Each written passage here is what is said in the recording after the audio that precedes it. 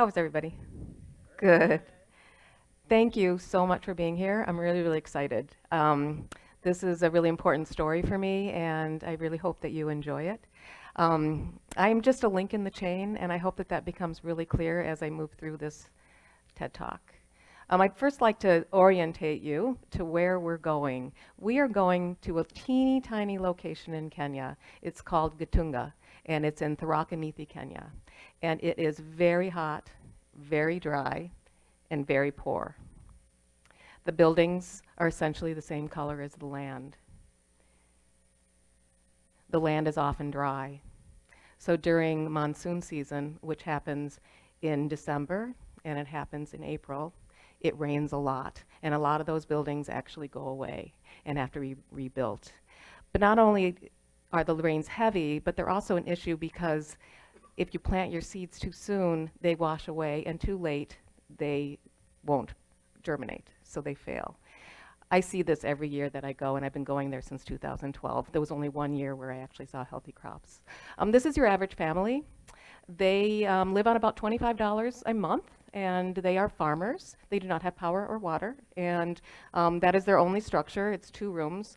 The boys and the husband sleep in one side, and then the children and the mother are on the other side. This is your average market day. This is in Gatunga. There are about 2,000 people that live in that area, and then there are a lot of neighboring villages. And they all come together, and this is where they get their food once a week. It's very, very busy. They also sell their livestock there. So because they don't have enough money to have bank accounts, one of the ways that they manage their money is that they will buy a goat or a cow if they have some money, and then if they need money, they'll sell it. And this man, I took this picture, actually I took all of the pictures except for one. This man probably walked about 4 hours, so he's kind of wiped. They grow just a few items. They grow maize, millet, and mung. Mung is really green grams, but I thought the M's rhymed, so I kept it. And that's all they grow, and that's what they sell. And they sell all of it because they need the money for school fees.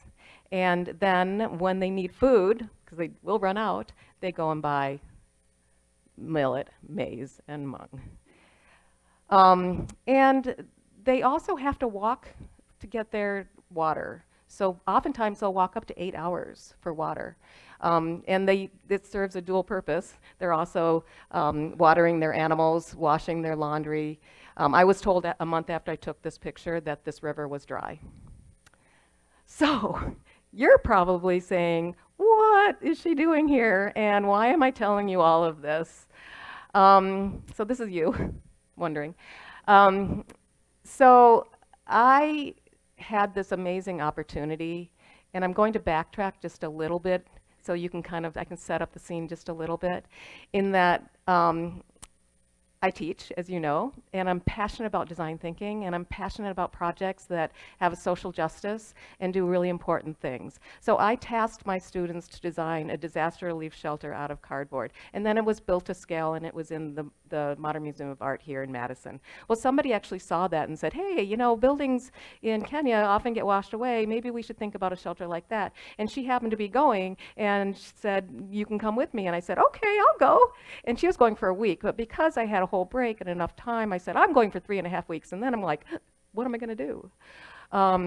So what I did is I started to raise money for delivering computers because I didn't want to bring cardboard. I wanted to actually see what was going on there. So along with a student, we raised enough money to deliver 20 computers to a very small community, Buratana, Kenya. And then here I am going, what am I going to do for the rest of my time? I have 2.5 weeks by myself, never been to Africa before, and didn't have a clue. Fortunately, my brother-in-law connected me to a very important person who was in the Peace Corps and for 2 years there and knew a lot about people, and said to me, you should visit this woman. So I said, okay. So I went to Gatunga, Tharaka Nithi, Kenya. It takes about 6 hours from Nairobi. It's all dirt road. And I met this amazing woman. This is Aniseta Kariga. We are best friends, fast friends. She started the first alternative rite of passage for girls, and I'll explain what that is in a minute. She started in 1995. The first time that she did this, she reached 30 people, 30 girls. The next year, she reached 250 girls, and she was growing ever since. What she does is she provides provides an alternative right so that the girls do not go through FGM. So they go through the gift giving, the cultural beliefs, the ceremony, the day mother. They learn lessons about life and the value of being a girl and all of these wonderful things. It was not an easy journey, any of this, especially for Aniceta, because a lot of people were calling her names, they were singing nasty songs. Along with that, they were doing the same with the girls. So the girls started to say, what do we get? And Aniceta said, you can get scholarships. So she was actually able to get money from the Women's Global Education Project and has been funded ever since. And this is a really amazing program in Chicago, actually, and this is one of the graduates. Doris, she's actually waiting. She just took the test and she's waiting to see how she's going to do so that she can determine whether she's going to be able to get into a university. And it is kind of not easy to do. If they get a C and above, which is actually hard to do if you go to a public school there, you get to go to Nairobi, the University of Nairobi, for free. Beautiful. So education is not free. So not every girl gets to go to school, and not every boy gets to go to school, but typically it is the boy that goes to school. This is actually a picture of some boys that were just leaving school because school fees had risen and their parents didn't have enough money to pay. So even the boys are at jeopardy. So you're probably wondering a little bit about what this means for me. Well, what this meant was I wanted to work with Aniceta, and I wanted to work with these amazing people, and I wanted to figure out how and what I can do to make a difference. And so we started having conversations about helping the women, because the women will always help their children. They're hardworking, they always want to support their children, they will always pay for their school fees, and they're amazing people. So the first thing, you can't just go and say, okay, what are we going to do? We have to actually talk to them and make sure that this is something that they want. So we got to meet with these women. These are all women that are parts of adult literacy groups. There's about 20 of them throughout the area that I go to. And they were all founded through Aniceta's program, the Thuraka Women's Welfare Program, because they wanted to learn how to read so that they could actually read the report cards that their daughters received. So the first thing we did was reach out to these women to see if they actually wanted my help and what they had available to them. And they said, yes, they do, and they are interested in making honey, they're interested in doing baskets, they're interested in producing oils from the neem trees. They had all kinds of wonderful things that they wanted to do. And I said, wonderful, let's try to see what we can make happen. So the next thing I had to do was see what was there. And I noticed in another village that they make these beautiful baskets. In the village that I go to, they also carry baskets. Kiondo, they're also called. The millet lady has a basket. Everybody seems to have a basket. This 108-year-old woman has a basket. And most likely that basket is close to 108 years old. I should sell this to Coca-Cola, give the money to her. I visit her every year, and I think she's one of the most amazing, most beautiful people in the world. And the other things I needed to see how they were making. So they're actually stripping sisal. This is how they get the fiber for their baskets, the woven baskets. And they're also crocheting. It takes a month to crochet. And they're beautiful, and they're vibrant, and they're energetic, and they're just really, really incredible. And these are they're not 49 women, but I interviewed 49 women, and we kind of cast a wide net because I wanted to see who can actually make baskets and who's interested. And these are all women that I took pictures of and interviewed, and I got their stories, and I gave them yarn, and I helped them with combinations, and I gave them glasses. They didn't know how to put them on. And it was wonderful. And one of the things that I think is really important is that we're consistent. So I bring my students there every year, and we get yarn from Nairobi. And we bring them and we give them to the women, and the women come up with the combinations, and you can see the little piles, and we get help from our students to help them with that. And then I also make sure that I see how the women themselves are doing. So this is Beninya, that's her home, that's her son and her daughter. She's one of the wealthiest women in the village now because of the baskets that I've been buying, and she was able to send her son to school. He would have missed an entire year of school because of that. And they make about $190 a year in farming. This is Mandalina. She is a late beginner. She actually was able to send her daughter, who was about to have a baby, to a clinic for the first time, which I thought was amazing. But we can't stop there. So the next thing we need to do is make sure that they have light, because we don't want them to stop farming during the day. We want to be able to give them the opportunity to continue what they're always doing.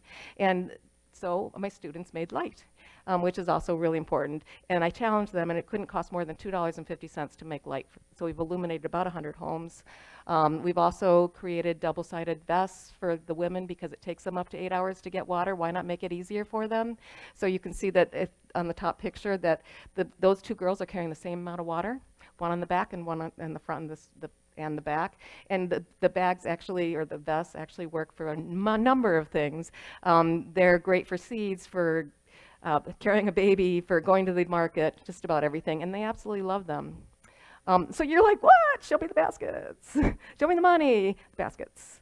So this is what I came to in December. And this is what I come to every year. And if you're a shopper like I am, this is like the funnest thing in the world.